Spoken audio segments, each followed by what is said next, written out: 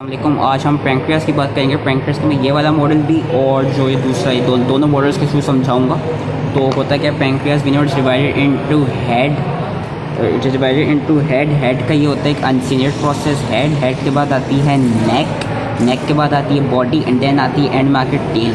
अच्छा, मैं नेक यहाँ पे इसको ये वाला रीजन नेक कह रहा हूँ क्यों, क्योंकि आप देखेंगे जो नेक होती है ना वो असल में जो उसके रिलेशंस में जो सुपीरियर मेसेंटेरिक वेसल्स होती है उनके एंटीरियरली लाई कर रही होती है, तो इसलिए मैं इस वाले को नेक कह रहा हूँ। तो ये जो पूरा डायग्राम, ये जो पूरा है, ये जो पूरा मॉडल है, ये वाला चीज़ ये है पैंक्रियास आपका। पैंक्रियास में हम देख सकते हैं कि मेन पैंक्रियाटिक डक्ट होता है। मेन के साथ कभी कभार कुछ एक्सेसरी पैंक्रियाटिक डक्ट भी होता है। जो एक्सेसरी पैंक्रियाटिक डक्ट होता है वो यूजुअली हेड के रीजन से सारा ड्रेन कर होता है और फिर ये आगे जाके अपने एंजाइम्स वगैरह रिलीज़ करता है। कभी कभार क्या होता है, जो एक्सेसरी पैंक्रियाटिक डक्ट होता है वो पहले ओपन हो जाता है डुओडेनम के सेकंड पार्ट में, और जितने ऊपर होता है इसको हम कहते हैं माइनर डुओडेनल पेपिला, जहाँ पे ओपन करता है एक्सेसरी। जो मेन पैंक्रियाटिक डक्ट है वो बाइल डक्ट के साथ ये कहते हैं ओपन करता है। वो बाइल डक्ट ये उन्होंने दिखाया हुआ है, जो हरा हरा आ रहा है, ये यहाँ से बाइल डक्ट आ रहा है। बाइल डक्ट ये कहते हैं ओपन करते हैं थ्रू मेजर डुओडेनल पेपिला। यहाँ पे एक स्फिंक्टर बनता है जिसको हम कहते हैं स्फिंक्टर ऑफ ओडी, और यहाँ पे एक हेपेटो पैंक्रियाटिक एम्पुला भी बनता है जिसको हम एम्पुला ऑफ वाटर कहते हैं। तो बाइल डक्ट और pancreatic duct ampulla of water के थ्रू आगे एक स्फिंक्टर होगा, स्फिंक्टर की कॉन्ट्रैक्शन रिलैक्सेशन के थ्रू अपने जो कॉन्टेंट्स है वो यहाँ डुओडेनम में रिलीज कर देता है। Head, main pancreatic duct, accessory pancreatic duct, minor duodenal papilla, major papilla, neck, body and tail. Relations पढ़ लेते हैं। एंटीरियरली क्या होता है, एंटीरियरली इसके लाई कर रहा होता है ट्रांसवर्स कोलोन, और फिर जो उसकी मेजेंट्री होती है, जो ट्रांसवर्स कोलोन थी वो मीजोकोलोन, एंड आपका ये कहते हैं एंटीरियरली इसके देन स्टमक होगा, एंड लेसर सैक होता है जो इसके एंटीरियरली होते हैं। बाकी जो इसके ये कहते हैं पोस्टीरियरली होते हैं। पोस्टीरियरली इसके काफ़ी सारे रिलेशंस आते हैं जो कि हम यहाँ से देख भी सकते हैं। पोस्टीरियरली इसका सबसे पहले ये मैं राइट टू लेफ्ट करा रहा हूँ। मुझे पहले मैंने बताया था कि कहते हैं ट्रांसवर्स कोलन, ट्रांसवर्स मीजोकोलन, वो राइट टू लेफ्ट है। Transverse colon, transverse mesocolon, lesser sac then stomach, ये राइट टू लेफ्ट है। यहाँ पे भी राइट टू लेफ्ट, क्योंकि लेफ्ट स्प्लीन होता है। राइट टू लेफ्ट क्या होगा, सबसे पहले जो होगी राइट पे होगा इन आपका ये कहते हैं बाइल डक्ट। बाइल डक्ट के बाद आपका ये कहते हैं आएगी hepatic portal vein. This is hepatic portal vein. Bile duct के बाद पोर्टल वेन, पोर्टल वेन के बाद आपकी आएगी स्प्लीनिक वेन, स्प्लीनिक वेन के बाद आपकी आएगी इंफीरियर वेना केवा। अब ये चीज़ें जो आगे से मैं बोल रहा हूँ वो दिखाई भी नहीं, तो ये क्या कहते हैं सीक्वेंस याद रखने। पहला आएगा बाइल डक्ट के बाद आएगी हेपेटिक पोर्टल वेन के बाद आएगी स्प्लीनिक वेन के बाद आपकी आएगी इंफीरियर वेना केवा के बाद आएगी एओर्टा के बाद आएगी आपकी जहाँ से ओरिजिन होती है सुपीरियर मेसेंटेरिक आर्टरी की, वो जो कि नेक के पोस्टीरियरली होगी।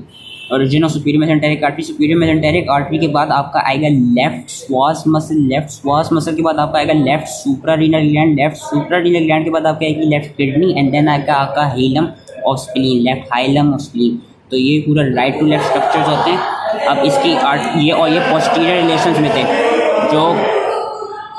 जो ये वाले हैं ये एंटीरियर रिलेशंस में थे, जो क्या कहते हैं वो ट्रांसवर्स कोलन वाले, और जो मैंने ये सारे बताए थे ये पोस्टीरियर रिलेशन में थे, राइट टू लेफ्ट। अब इसकी ब्लड सप्लाई क्या होती है, जो मोस्ट इंपॉर्टेंट ब्लड सप्लाई याद रखनी, पैंक्रियास की इंपॉर्टेंट ब्लड सप्लाई आती है स्प्लीनिक आर्टरी से। ये स्प्लीनिक आर्टरी काफ़ी पैंक्रियास को दे रही होती है। स्प्लीनिक आर्टरी ब्रांच किसकी होती है, सीलियक आर्टरी की। ये दिखाइए सीलियक आर्टरी होता है क्या, एब्डोमिनल एओर्टा की ब्रांच होती है सीलियक आर्टरी डिवाइड करती है स्प्लीनिक में और ये कहते हैं कॉमन हेपेटिक आर्टरी में। अब ये जो कॉमन हेपेटिक आर्टरी है, कॉमन हेपेटिक आर्टरी आगे देती है गैस्ट्रोडुओडेनल ब्रांच। गैस्ट्रोडुओडेनल से एक और आर्टरी निकलती है जो कि पैंक्रियास को सप्लाई करेगी उसके नेक रीजन में, जिसका नाम होगा सुपीरियर पैंक्रियाटिको-डुओडेनल आर्टरी। और इंफीरियर पैंक्रियाटिको-डुओडेनल आर्टरी क्या होती है, वो ये यहाँ से आती है, सुपीरियर मेसेंटेरिक आर्टरी की ब्रांच होती है। Inferior pancreatico-duodenal artery is a branch of superior mesenteric artery. ये सुपीरियर मेसेंटेरिक आर्टरी ये इंफीरियर वेना केवा है।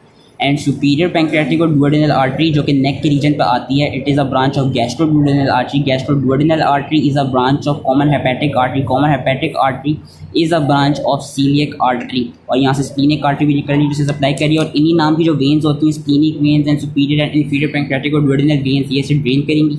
इसके जो लिम्फ नोड्स होंगे, लिम्फ नोड्स इसके ड्रेन हो रहे होंगे आपके सीलियक और सुपीरियर मेसेंटेरिक लिम्फ नोड्स में।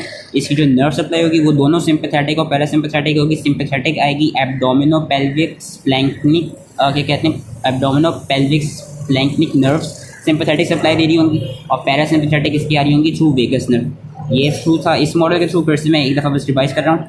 Head uncinate process, neck, body, tail, main pancreatic duct, accessory duct, minor papilla, major papilla, क्या कहते हैं bile duct, inferior vena cava, superior mesenteric artery, splenic artery, coeliac artery, ये फिर आगे जाके ये right और लेफ्ट हेपेटिक आर्टरी होगी।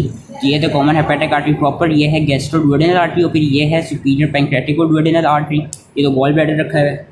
पीछे को वही चीज़ क्या कहते हैं उन्होंने दिखाई हुई है, ये I think superior mesenteric artery है क्योंकि यहाँ पे यही चीज़ है इसका दिखाया हुआ है।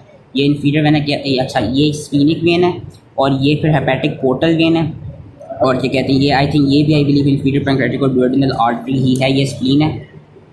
इस मॉडल के थ्रू भी बिल्कुल वही चीज़ें हैं, राइट से left anteriorly transverse colon, mesocolon, lesser sac and then stomach होगा। और पोस्टीरियर डिवीजन में अगेन हम देख सकते हैं पहले बाइल डक्ट आएगा, फिर हेपेटिक पोर्टल वेन आएगी, देन स्प्लीनिक वेन आएगी, देन जिन्होंने दिखाए हुए नहीं है इन्फीरियर वेना केवा आएगा। इन्फीरियर वेना केवा के बाद एओर्टा, एओर्टा के बाद सुपीरियर मेसेंटेरिक आर्टरी का ओरिजिन, उसके बाद आपका आएगा लेफ्ट स्वास मसल, देन आएगा आपका left suprarenal gland, then left kidney and then आएगी आपका स्प्लीन का हाइलम। वही चीज़ें उन्होंने यहाँ पे दिखाई हुई है। ये सुपीरियर मेसेंटेरिक आर्टरी है, ये इन्फीरियर वेना केवा है। इसमें से भी उन्होंने मेन पैंक्रेटिक दिखाया हुआ है।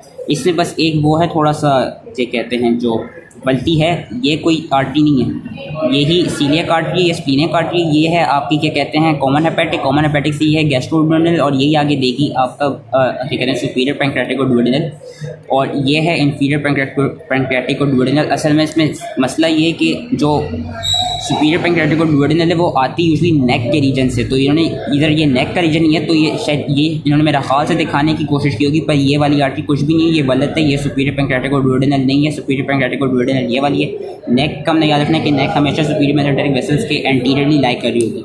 जो बॉर्डर्स थे वो मैंने क्या कहते हैं बता दिया, एंटीरियर पोस्टीरियर। इसमें भी अगेन नर्व सप्लाई सिंपैथेटिक आती हैं एब्डोमिनो पेल्विक फ्लैंकिंग तरफ से, पैरासिम्पैथेटिक आती है वेगस नर्व से, लिम्फ नोड्स जिसके सीलियक और सुपीरियर मेसेंटेरिक लिम्फ नोड्स में जाके ही ड्रेन करते हैं। So that was it.